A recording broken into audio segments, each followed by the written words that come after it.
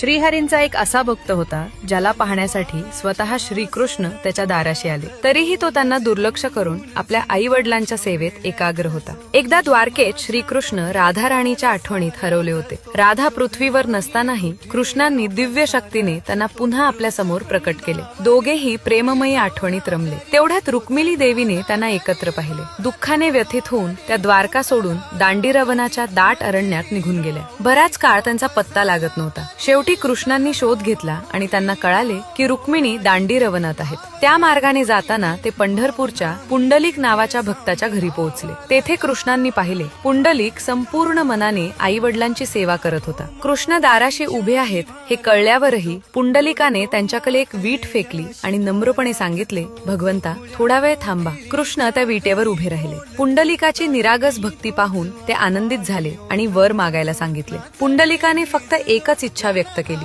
भगवंता या रूपात सदैव पंढरपूरमध्ये उभे राहा आणि माझ्या लोकांचे रक्षण करा। आणि त्याच क्षणी पंढरपूर हे एक तीर्थक्षेत्र झाले। आजही लाखो भक्त त्या विटेवर उभ्या असलेल्या विठोबाचे दर्शन घेण्यासाठी पंढरपूरला येतात आणि त्यांच्या निरागस सेवेमुळे जीवनात सुख समृद्धी आणि कृष्ण कृपा प्राप्त करतात।